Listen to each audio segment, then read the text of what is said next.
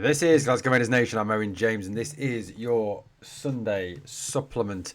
Guys, we are talking all things Rangers here this Sunday. We're going to talk a few reflections on the game from yesterday. We're not going to take too long on that, obviously, because we did cover that on the live watch along yesterday. A phenomenal response to that. Over 16,000 views on the video. Absolutely amazing. Thank you for your support. We're going to talk why Hamza actually missed the game yesterday, because I know that Hamza not been there did cause a lot of tongues to wag, a lot of speculation. We'll talk a little bit of that. We'll talk a bit of Thello Aasgaard as well, who has obviously missed a lot of games recently through injury. We're also going to talk about Aasgaard and Dessers' possible exit from the club this summer. Rangers apparently actively trying to shop him around Europe, and Hamza as well. Two European clubs, well, one British, one European.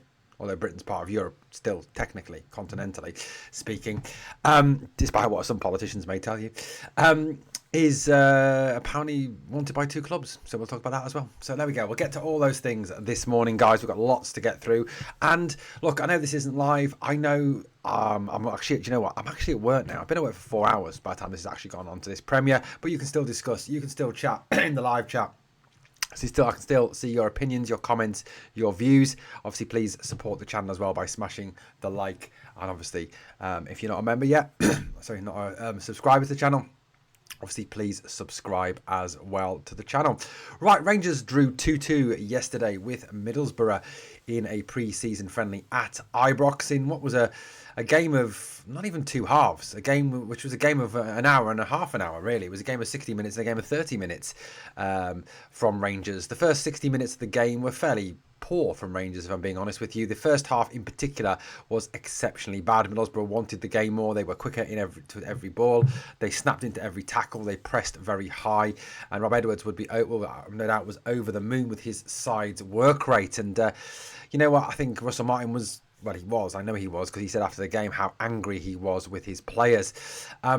You know what? It seemed like they just didn't want to be there. They seemed just like they couldn't be bothered. And it was essentially a backup team, wasn't it? You know, you look at the team that was fielded. It was Kelly in goal, obviously, rather than Butland. It was a back four. A very confusing back four with Bailey Rice at centre half alongside Manny Fernandez, who actually was quite good. Hiefte played right back, and Xander Hutton was at right back, the young youth prospect. In terms of the rest of the team, again, it had a very kind of reserve team look about it, didn't it? It kind of had a very much a feeling of giving players the opportunity and resting those first teamers ready for the game, obviously, against Panathinaikos. The rest of the team, obviously, was Barron, Bayrami, Gassama, Cortez, Gentles and Dessers in a front two that never seemed to work. Daniel Gentles having to drop off the whole time whilst Dessers did his number 9 thing, and not very effectively.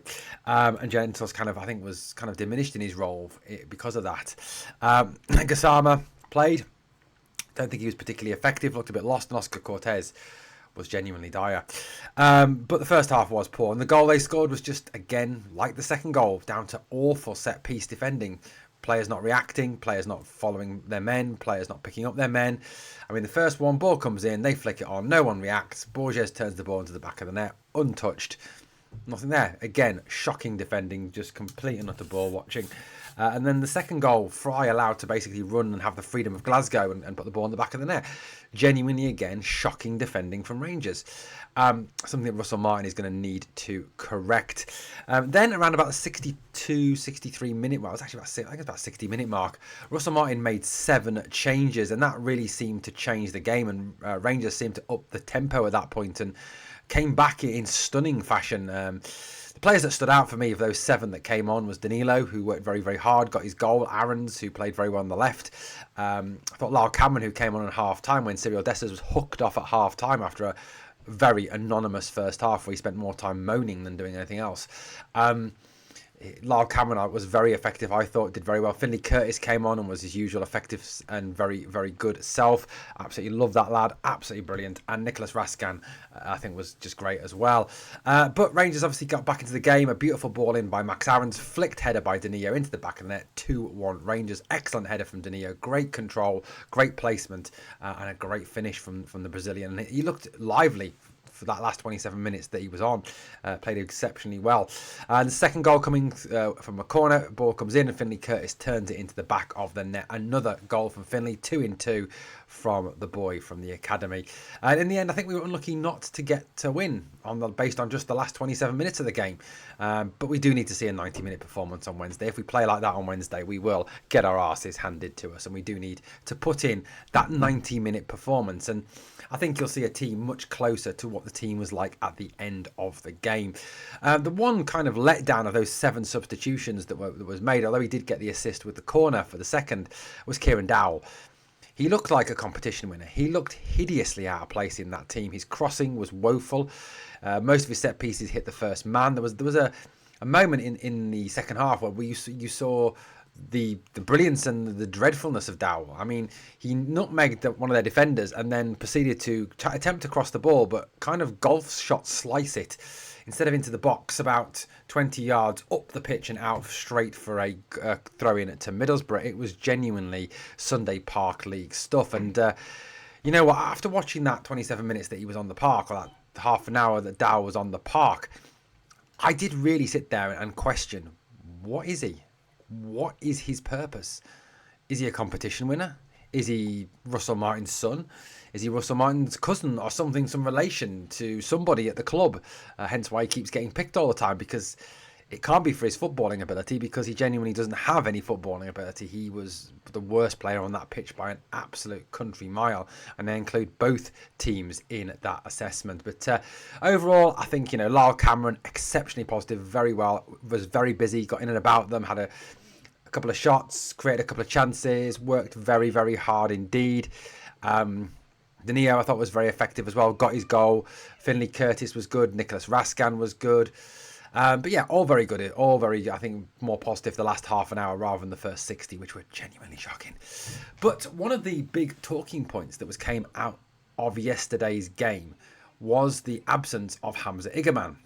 Now, whilst obviously Danilo was on the bench and many other first teamers were on the bench, obviously there was others missing. I think it's worth noting that Diamonde wasn't there, that Rothwell wasn't there. I think Rothwell often possibly getting a game off, a rest ahead of the Panathinaikos game, which is fair enough at 30 years old. Give the guy a rest day. But the big talking point, obviously, and I think it's basically down to the fact that there is all this transfer speculation surrounding him, and we will talk a little Hamza transfer speculation later in the pod. People kind of were saying, well, that's it, he's off, he's leaving. This is an indication that he's off somewhere talking over a move, that he's exiting the club. And look, that may come true in time. It may come true in time. But Russell Martin was actually put that rumour to bed post-match in his post-match presser. And this is what Russell had to say about Hamza Igerman. He said he picked up a little bit of an injury on Tuesday night. He'd already missed a lot of pre-season and he's been trying really hard to catch up fitness-wise. He's got himself in a good place, but the other night, with the intensity of the game, coming onto that as a sub, it's not easy. But he's not going to be out for a long time. So the reason he was missing was that a knock that he sustained against Panathinaikos on Tuesday night. And when he came on Tuesday night, he was very effective. He did play very well. He was part of the creation for the second goal. The way he took the ball down, turned away from his man, and helped to create that chance was excellent. And he has got some pretty decent reviews from around Europe, from a number of analysts and a number of ex-players for his performance on Tuesday night. Certainly, I think again, a performance that will have had clubs around Europe sitting up and taking notice of the Moroccan magician. Look, I think that's always going to be the way. This is a kid who Philippe Clement told us, didn't he, that had we waited till this summer, we wouldn't have been able to afford him or sign him. And I think that is certainly coming true. So it's an injury. It's a knock. He's out. But it sounds like it's a contact injury. It doesn't sound like it's a muscular injury. Obviously, with any contact injury, the recovery time is less than with a muscle injury. Although, you know what, Rangers is Rangers, isn't it? We know that at Rangers, a 2-day injury or a week's injury or a 2-week injury often turns into a 2-month injury. So we've got to obviously take anything like that with a little bit of a pinch of salt. But the fact that Russell Martin has said that he's not going to be out for a long time, we've got to take the boss. We've got to trust the boss. We've got to trust what Russell Martin says on Hamza Igerman, that he isn't going to be out for a very long time. Now, he did go on to express a little bit further. He said he's a strong boy and we hope to have him back on Wednesday night. We just couldn't risk him today, really. So, it's quite clear that Russell does expect to have the player back for Wednesday night's game away in Greece against Panathinaikos. And he's right, Hamza is a strong boy. He's a big rotund little lad, isn't he? He's muscular, he's physical, he's strong. And I think, one of the things I think we all notice is when Hamza's playing up top, where others will fall on the deck very, very easily, Hamza often rides the tackles, doesn't he? And he kind of rumbles through tackles and rumbles over tackles. A little bit, and I'm not saying he's anywhere near in the same class as this man, but a little bit Messi-esque. I certainly remember Messi in his prime for Barcelona. Even when people were kicking lumps out of him, he still just kept rolling through the tackles and keep on running. He never really stopped, did he? So, Hamza is a big, strong lad. He's confident he's be back for Wednesday. And look, Russell Martin's right. You cannot risk players that are 50-50, that are not 100%. Playing them in a pre-season friendly where they could get kicked, they could get a muscle injury. Any sort of weakness in the leg may lead to you compensating. If you're compensating, you risk obviously another muscle group. You risk another part of your body. You can increase your chances of getting injured. And he's right. We couldn't risk him in a is any game that Rangers play meaningless, but in a less meaningful game than the one obviously on Wednesday night against Panathinaikos. I mean, there's so much riding on that game. Absolutely so much riding on that game, and we need the strongest possible squad available. We need as many players as possible for Russell Martin to pick from to give us the best possible opportunity to go to Athens and get that result and get through. Because, I mean, look, if you look at the way that the Europa League is lined up and the way that the Champions League is lined up, it's going to be actually easier if we get through this tie to progress in the Champions League than in the Europa League. If we get through this leg against Panathinaikos, we'd play either Victoria Plitzen or Servette, who we've beaten previously, who are not the strongest teams in Europe. However, if we were to drop to the Europa League, and I know some fans are dying for that to happen, which I don't understand. I just genuinely don't get it. And the reason I don't get it is look at what Celtic did last year in the Champions League, and we are no worse than them. We didn't lose them, we only lost them once last year. You look at that, you look at the fact we could play Besiktas or Shakhtar Donetsk, and it looks like it probably will be Shakhtar Donetsk who destroyed Besiktas 4-2 in the first leg. So, look, the Champions League is actually easier to get into than the Europa League by the looks of things. So, hey, you take your pick, you take your choice, you take your pick, or whatever the hell the saying is. I can't remember now. I don't really care. But there you go. So look, he's right. We couldn't risk him. We couldn't put him out there and risk him getting injured and missing the game. So it was just an injury. It wasn't anything severe. Interesting, though, that he then went on to talk a little bit about Thelo Aasgaard. Obviously, Thelo Aasgaard missed the Brugge game. He also missed the Panathinaikos game. He missed today's game. And he's had an injury. Now, unfortunately, Thelo Aasgaard has got a little bit of an injury record. Not the best injury record, shall I say. Which obviously will disappoint Rangers fans because let's face it, we had hoped that we got beyond this signing injury prone players, didn't we? We kind of hoped that we'd get these players that come in and are fit 95% of the time, 99% of the time. But Aasgaard has got a little bit of an injury history in terms of his past. So look, that is something that obviously we're going to have to deal with, something we're going to have to kind of work on with him. I think he is in need of obviously more strength and conditioning work, more development work, more fitness work for definite. But in terms of Thelo Aasgaard, he did add that in, Russell Martin. He says, we hope to have both, so we're not in a big problem. It was just so early on to have them back for one game to then risk missing 3 or 4 after, or maybe even more. So that was not only just in reference to Hamza and what I've already said about Hamza, but also in reference to Thelo Aasgaard. Thelo is obviously coming back from injury. He's making his way back. He has this injury, that he's trying to recover from. And again, Russell Martin felt that it was just too much to risk him in a game that, again, like I said, and I've said, look, I admit that every game involving Rangers is, an important game. Of course it is. I don't think you can ever have a Rangers game that doesn't matter. Because it's Rangers. We are a massive club. He has a thigh injury at the moment, which he just sustained in that friendly against Dunfermline, Aasgaard. So but Martin's confident that both will be available and both can play a part. Probably not 90 minutes or from the start on Wednesday night, and that's got to be positive. Like I said, the more players who are available, the more players who can come in, the more players who Russell Martin's got to pick from. Excellent. put us in a much better position to win that game. And Aasgaard is quite clearly a very talented footballer. You've only got to look at the comments that have come out from his national team manager. The fact that he plays with and he works alongside likes of Odegaard and Haaland and so on and so forth. So, it's good to know that he is also on the verge of returning. But, Russell Martin was right. 100% correct. You cannot risk both those players in a friendly game, in a pre-season friendly. Yes, Rangers want to go out there and want to win every single game we're part of. That's the expectation of this club. It's to lots of us, it's more than just a football club. It's a way of life, isn't it? And whatever happens with Rangers on a Saturday, a Sunday, a Thursday, or a Tuesday, or a Wednesday, influences how you feel for the next week, doesn't it? We win, you feel elated, on top of the world. You lose, you feel rotten, don't you? So look, he's right. Though that we couldn't risk either Hamza or Thelo Aasgaard in this game. Right, let's move it a little bit further along now. Let's talk a little bit of Cyril Dessers. Now, Cyril Dessers started the game yesterday. Was that a shop window? Was that a, look, this is what you get, this Nigerian specimen here who runs a lot? And he had one decent chance where he drove from the left, had a shot, and it went into the side netting. Other than that, he was fairly disappointed and fairly anonymous in the game and spent a lot of time doing this and having his arms in the air and looking like he was about to start moaning. I wonder if John Beaton turned around and told him to shut the fuck up. Probably, if I was John Beaton, I'd be telling them to shut the fuck up if they were moaning at me, which I'm sure Dessers does quite a lot. But the stories that are coming out in the media this morning appear to indicate that Rangers are actively trying to sell Cyril Dessers. Now, some people say, well, this is a massive mistake selling your top scorer, someone who scored 51 goals in 2 seasons.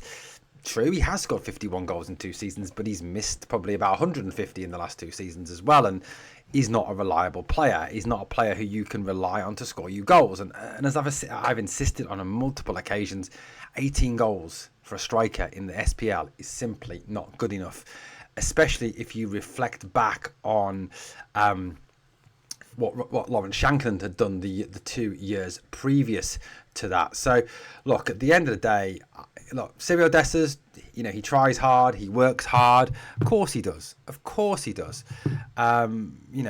not a player who quits, and that's all goes in his favour. And I'm sure that's something that other teams are looking at and going, well, that's positive.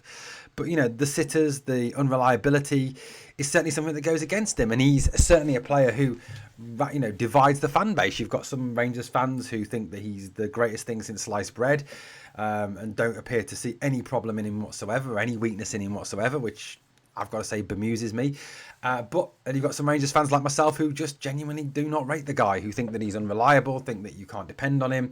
That if we were 0-0 in an Old Firm game, he was put through clean on goal, you'd be worrying that he'd sky it, put it wide, or hit it straight at the goalkeeper. So, there is 2 schools of thought on this one.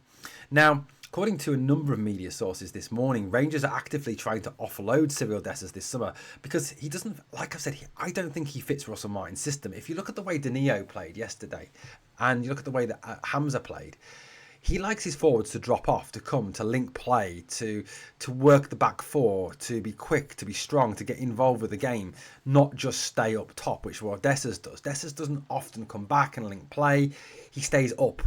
And like I said, if you watched Danilo yesterday and you watched when we became more effective in that last half an hour, playing Russell Martin's style, it was when Danilo was coming back, dropping back in, linking the play, starting the play off, pushing the ball out wide or pushing it back, turning and going, creating opportunities, creating attacking momentum. Something that Cyril Dessers just does not do and cannot do. He hasn't got the pace to do it.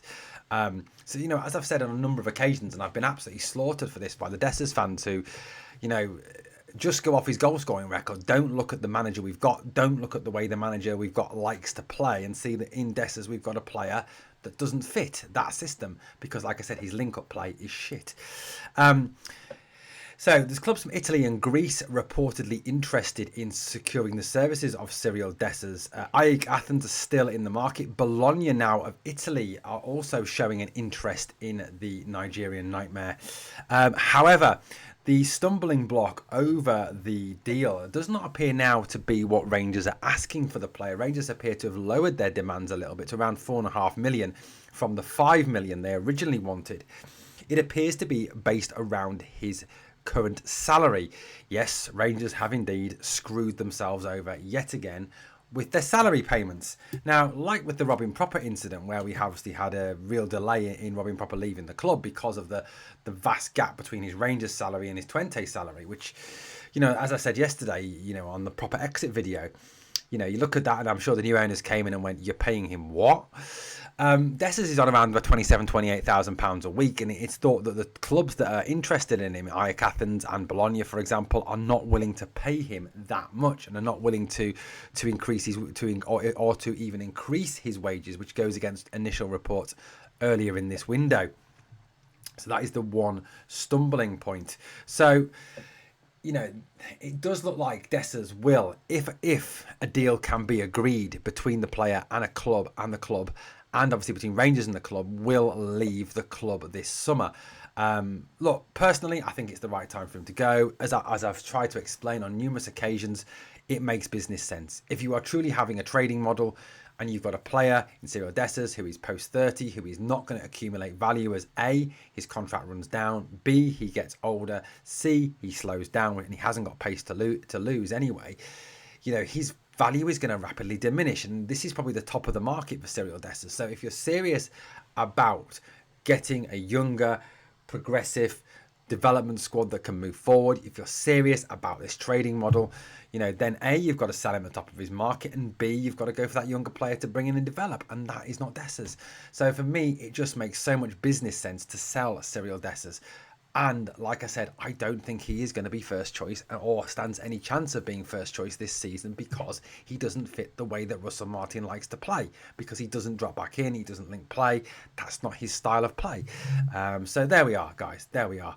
I mean, interesting one nonetheless. Look, I think if we can get 4.5 million for him, I'd take their hands off for that. I'd let him leave for 4.5 million. I'm sure that Rangers have centre forward targets lined up, like Dor Turgeman, for example, to bring in to replace Cyril Dessers. But it does look like the club are trying to actively shop the player around Europe. So interesting times. Okay, final story this morning. Hamza also linked with an exit as well. Now, look, this has been going on from before the window even opened. Lots of stories around, this player, this club in for him, that club in for him. Now, the first club, obviously, that seemed to be in for him, the rumour, the story, nobody really knows the truth behind it, was Lille from France. And it appeared that deal was hit a stumbling block. They weren't prepared to meet Rangers' valuation on the player. So therefore, Rangers told them basically to do one, because they weren't going to sell for less than what they thought he was worth. I think they were offering around 13.7. Rangers wanted over 15 million for him, and Lille weren't prepared to meet that demand from Rangers. Now, the valuation is 20 million. That's how much Rangers are now looking for the player, which I think is a fair valuation. Centre forwards are very expensive commodities. If you've got one who scores goals, is skillful, has a high technical level, which Hamza clearly does, is young, upcoming, is developing, then 20 million is about a fair price. Now, some people say, well, that's a lot of money to pay for Hamza. Well, actually, if you put it into the great scheme of things, and you look at some of the transfer fees that are being paid for strikers at this moment in time, £20 million is actually pittance, which to you and me, I know is not pittance. And if we had 20 million quid, we'd be laughing. Wouldn't be going to work this morning, for example. I wouldn't be at work now. So look, I think, you look at it and you say, well, it's not a lot of money. If you look at what Victor Gyökeres went to Arsenal for, if you look at what Alexander Isak could prospectively move to Liverpool for, 120 million. If you look at what Benjamin Sesko could move to Newcastle United for, in 70 million. If you look at, some of the other fees that have been paid for strikers around Europe, then actually 20 million is actually quite cheap in comparison for a young, developing, up-and-coming talent like Hamza Igerman. Now, two clubs that are apparently very, very much on the Hamza train are Feyenoord and Everton. Now, we'll get to Everton in a minute. Feyenoord are thought to want Hamza because of the fact that they are selling their current striker, Igor Paschal, to Leeds for 26 million. That would obviously give them 20 million and 6 million left over to finance the deal for Hamza Igerman, and obviously they would need a replacement for Igor Paschal, who is going to Leeds, obviously our sister club down in England. So that's kind of an interesting one. Like I said, if they get 26 million in their pocket, it's going to be burning a hole in their pocket. They need a striker. 20 million for Hamza. There you go. You've replaced your striker from last season, and you've still got a £6 million profit on the player you've sold. And Rangers have made a huge profit on the player, even with the sell-on to Rabat. Now, the other club that are very, very, very interested in signing Hamza Igerman are the English Premier League side, Everton. Now, Everton obviously are a club that have been in the doldrums recently. With some really bad owners, been in debt. They've been obviously lost points due to PSR and FFP breaches. They've been a team that have been haunted by relegation and relegation threats for seasons after season after season. However, it now appears that with a new owner, the Friedkin Group, obviously, who are one of the, who are very, very rich, and the fact they've moved into a new stadium and they want to hit the ground running in that new stadium, then it looks like, for example, therefore, that they could be in a position to pay the money, that they have the 20 million for Hamza, because the Friedkin Group are very wealthy. And they want a striker, and they want someone to add to their squad to kind of improve their squad. They don't want to be going into this new Premier League season looking like a team that's going to struggle against relegation again. They want to be a team that is up there fighting to get into the top half of the Premier League table, to then obviously kick on from seasons to come. And let's face it, they're not going to want to underperform and look shit in their new stadium. The rather bizarrely named Hill Dickinson Stadium, which is a bit of a white elephant on the Albert Docks. It's a pretty shitty looking place. But look, that's an interesting one. So two clubs who will have money, burning a hole in their pocket this summer, who could well come in for Hamza. Look, as much as I wouldn't want to lose Hamza, I think 20 million is club changing. You look at 20 million, you can get two players for 10 million each, or you can get, say, three players for around about sort of £6-7 million each. You can get some real talent in there with that money. Now, if you were to sell Dessers for 4.5 million, Hamza for 20 million, that gives you 24.5 million. You could probably go and get two strikers for around about 12 million and still make a £12 million profit on that, which you then can invest into centre backs or wingers or whatever. Now, obviously, the name that's topped the list is Dor Turgeman, who I still think would be an excellent buy for Rangers, despite obviously the Israeli stuff. I don't really want to talk about that. I got absolutely fucking murdered for that last time. But look, Turgeman would be a really good buy, and Danilo seems to be coming good as well. Daniel, obviously Josh Gentles is another one who seems to be breaking through and doing very well as well, and the manager seems to think highly of him. So, I think this is a good time to start bringing in this money. And yeah, I don't particularly want to sell our best players. Of course I don't. I want to hang on to them. But £20 million is a lot of money to get and a lot of money to reinvest. And we've seen across the city them use this trading model for players like Kuhn and O'Reilly and Jota to generate big incomes to then go and sell and make a lot of money on. And I think that is the way of the future. And that's the way it's going, guys, unfortunately. That is the way that football is going north of the border, given the fact we don't have the huge TV deals that the EPL have and even the EFL Championship have in England. Right, guys, we've covered a fair few things this morning. Hope you've enjoyed this morning's live premiere. Like I said, I hope you had a good chat. I hope you made some, obviously, had a good debate. Obviously kept it peaceful. Obviously not falling out with each other. Look, it's been fun. It's been a really interesting pre-season, hasn't it? It's probably been one of the most interesting, fascinating pre-seasons in a long time. And, look, let's face it, Wednesday's huge. Wednesday is massive, and all eyes now turn to Wednesday and getting a result out there in Athens. If we go there, get a draw, it's enough. We get through. That's all we need to do is get through. And, it'll be a huge lift for the boys. It'll be a huge lift for Russell Martin. And, look, I'm not going to pretend that all is happy and all is happy clappy and all great in the world of Rangers. Of course it isn't. We're still not a brilliant team. We still are a developing team. We still need time to gel. We still need time to bed in Russell Martin's way of playing and make the improvements we need to really kick on next season and really challenge Celtic, and challenge for all those domestic honours that we can't let them win, and we can't let them get any further ahead of us. But look, I'm not sitting here and pretending everything's rosy. Of course I'm not. But we've got to back Russell Martin. And as I said on the live stream yesterday, if you're wanting Russell Martin to fail, that if you want him sacked at Christmas, if you want him sacked in November, then there's something very odd about you, because if he fails, Rangers fail. If Rangers fail, they win the league again. We don't want that under any circumstances. Guys, let me know your thoughts in the comments. Thank you for watching Glasgow Rangers Nation. Please smash that sub as we try to get to 8,000 subs before the start of the season. Thank you for watching. Please like, comment, share and subscribe, and I will catch you on the next one. See you later.